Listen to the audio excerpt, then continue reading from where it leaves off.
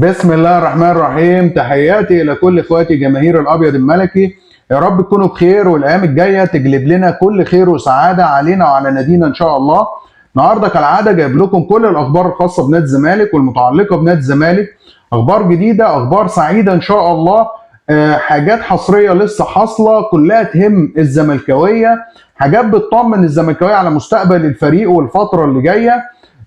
تقدروا تقولوا قذايف سعيده اطلقها المستشار مرتضى منصور. تقدروا تقولوا كلها لاسعاد جماهير الزمالك الفتره الجايه. احنا زي ما قلنا احنا ولا مع ولا ضد.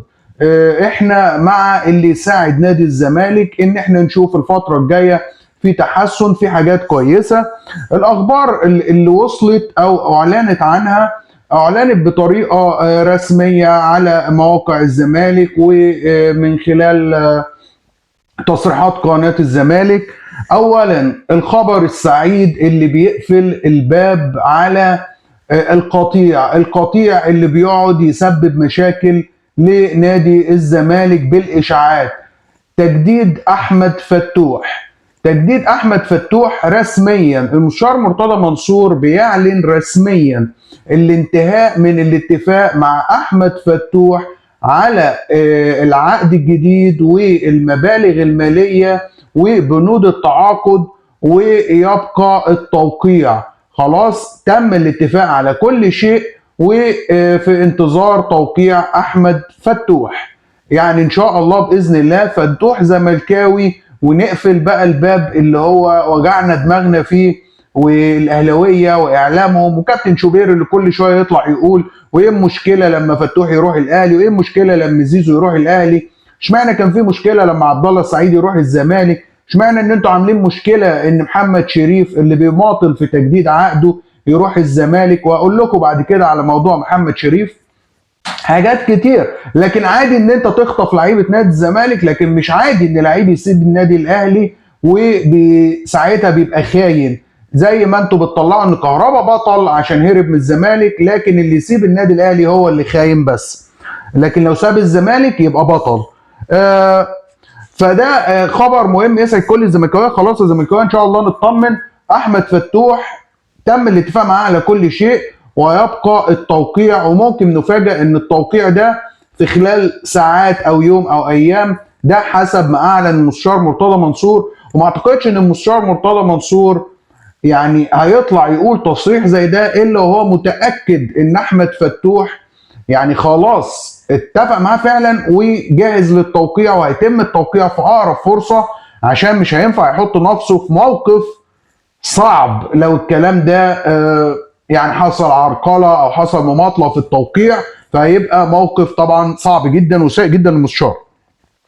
طيب المفاجاه الثانيه، المستشار مرتضى منصور اعلن برضو ان خلاص الزمالك او اداره الزمالك هتطلب قرض من وزاره الشباب والرياضه، زي ما الاهلي قبل كده طلب قرض بمبلغ 300 مليون، ووزاره الشباب والرياضه ادت الاهلي الموافقه والاهلي خد قرض ب 300 مليون. الزمالك المستشار مرتضى منصور اعلن انه هيتقدم بطلب قرض من والموافقه عليه من وزاره الشباب والرياضه لحل الازمات الحاليه الطارئه، وقال ان هم بصدد عقد جلسه مع الدكتور اشرف صبحي عشان الموافقه للحصول على قرض لسداد الغرامه المستحقه لسبورتنج لشبونه وللتجديد لفتوح ولدفع المستحقات المتاخره للاعبين، ودول اهم حاجه حاليا. تسديد غرامه سبورتنج لشبونه $1.5 مليون تقريبا، ودفع المستحقات الماليه المتاخره، وتجديد فتوح، وتجديد محمد صبحي، وكمان ان شاء الله تجديد محمد عواد. لان المستشار برضو اعلن ان الفتره الجايه هيتم بعد الانتهاء من تجديد فتوح اللي هو خلاص ان شاء الله تم، هيبدا التجديد لمحمد صبحي وكل اللعيبه اللي شرفت عقودهم على الانتهاء زي محمد عواد.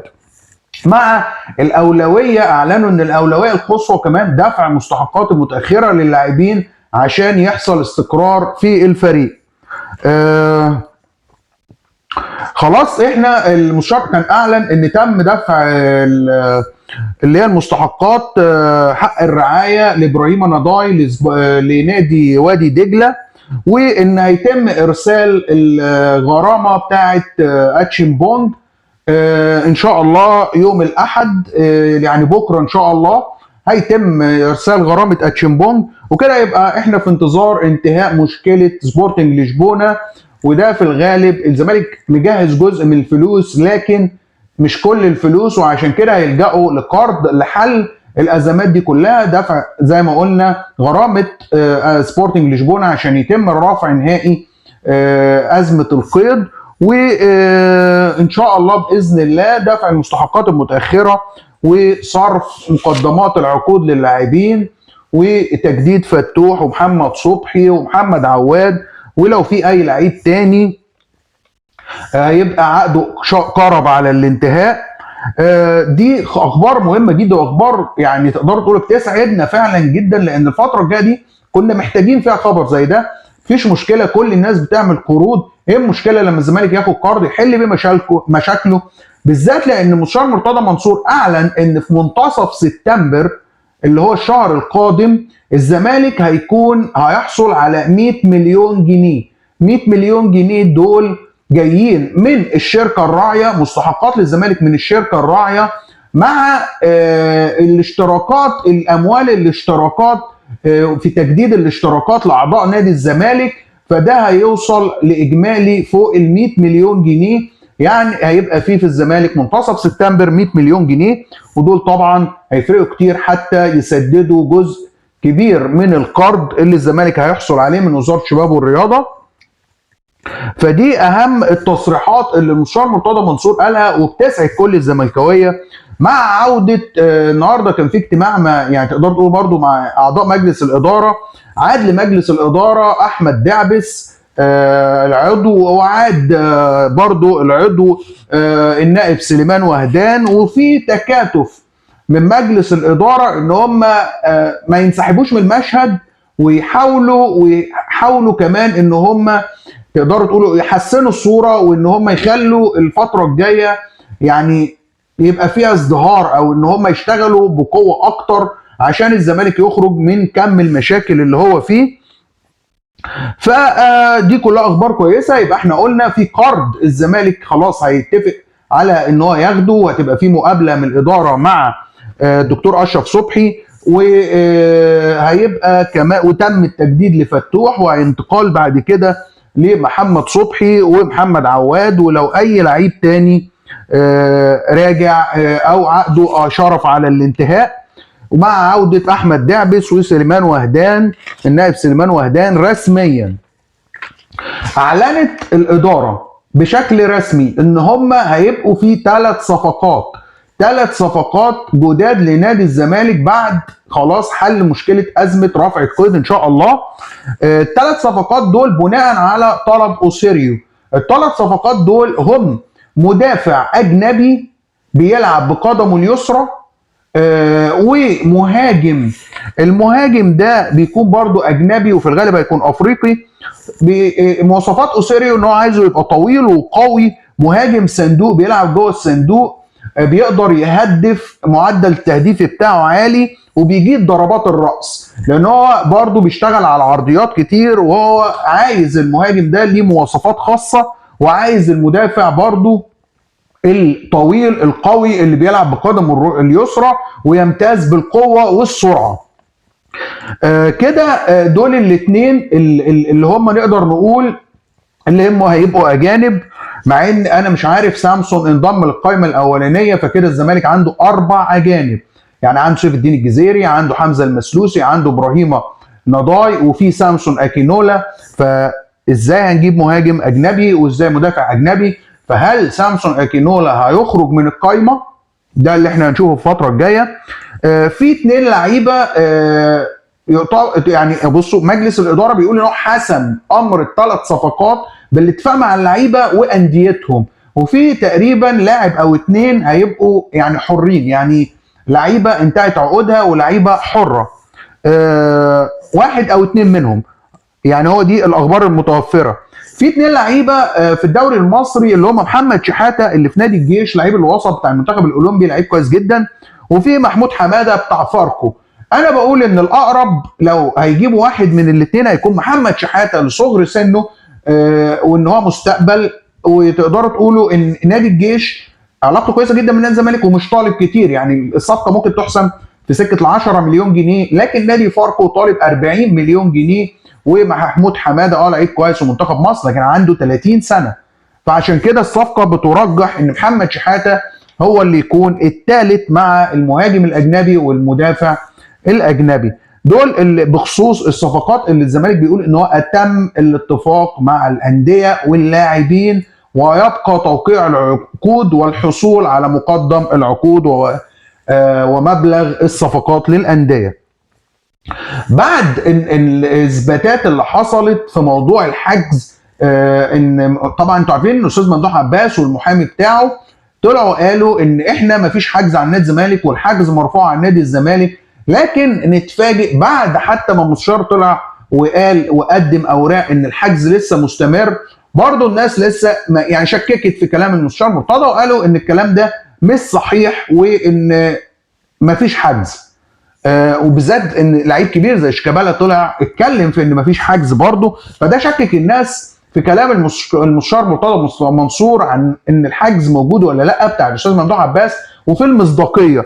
لكن المستشار مرتضى منصور عمل حركه ذكيه جدا، ان هو طلب من الاداره ان هي تطلب من بنك مصر بيان من بنك مصر بالجهات الحجز على ارصده نادي الزمالك، وبالفعل تم ارسال بيان لنادي الزمالك من بنك او من اداره بنك مصر، بالتالي ان في عدد 28 حجز موقع من الاستاذ ممدوح عباس على رصيد نادي الزمالك، وزائد حجز من وزاره الماليه الخاص بالضرائب. انتوا متخيلين يا جماعه 28 حجز موقع من الاستاذ ممدوح عباس؟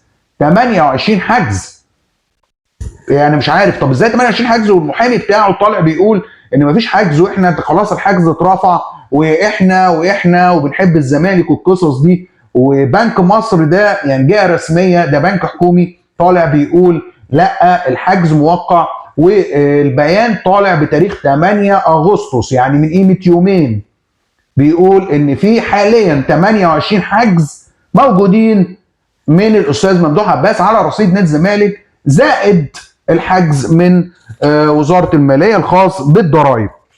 لكن اتفاجئنا برضو ان المستشار مرتضى منصور ما هاجمش الاستاذ ممدوح عباس، وكمان فاجئنا بان هو بيطلب الصلح وان هو موافق على الصلح مع الاستاذ ممدوح عباس، وان هم يبداوا صفحه جديده لمصلحه نادي الزمالك، وان هو عنده الاستعداد انه يدي للاستاذ ممدوح عباس الاموال اللي هو حاجز عليها، بس يقلل المبالغ الماليه المستحقه. يعني اعلن المستشار مرتضى منصور انه على استعداد للتصالح مع ممدوح عباس وتوقيع اتفاق معه حول انهاء الخلاف المالي ومنح امواله بشرط تقليل المبلغ. هل الاستاذ ممدوح عباس هيستجيب؟ يعني هنا النقطه، هل الاستاذ ممدوح عباس هيستجيب ليه الدعوه المستشار مرتضى في ان هم يبداوا صفحه جديده عشان مصلحه نادي الزمالك، يعني دعوه للمصالحه قدام الناس كلها، وان هو كمان هيديله اموال لكن بيطلب منه تقليل المبلغ المالي اللي هو طالبه. فده هنشوف يعني الموضوع. انا مش عارف لو حصل الصلح ما بين الاستاذ ممدوح عباس والمستشار مرتضى منصور، تقريبا يا جماعه 90% من مشاكل نادي الزمالك هتنتهي.